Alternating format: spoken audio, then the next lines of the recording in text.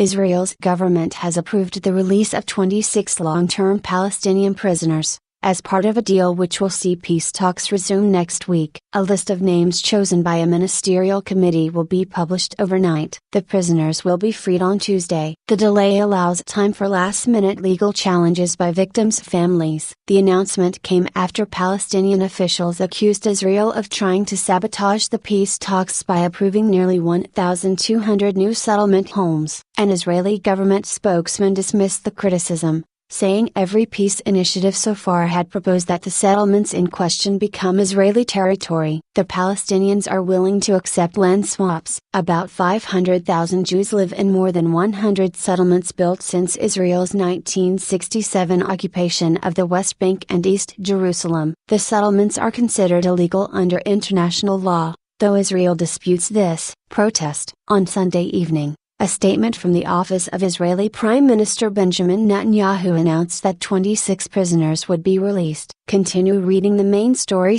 Quote, if one of those released will return to engage in hostile activity against Israel, he will be returned to complete his sentence. Israeli Prime Minister's office. They would be freed at least 48 hours after a list of their names was published by the Israeli Prison Service, which would happen once the families of their victims had been informed. It added, 14 of the prisoners will be returned to the Gaza Strip and 12 to the West Bank. 8 were due to be released in the next 3 years, 2 of them in the next 6 months. The decision was made after a meeting chaired by Defense Minister Moshe Yaalon and including Justice Minister Tzipi Livni and Science Minister Yaakov Peri, as well as the heads of the Israeli Prison Service and the Shin Bet Security Service. The committee was due to be chaired by Mr. Netanyahu, but he was instead recovering from overnight emergency surgery to repair a hernia. During the discussion it was emphasized that if one of those released will return to engage in hostile activity against Israel, he will be returned to complete his sentence,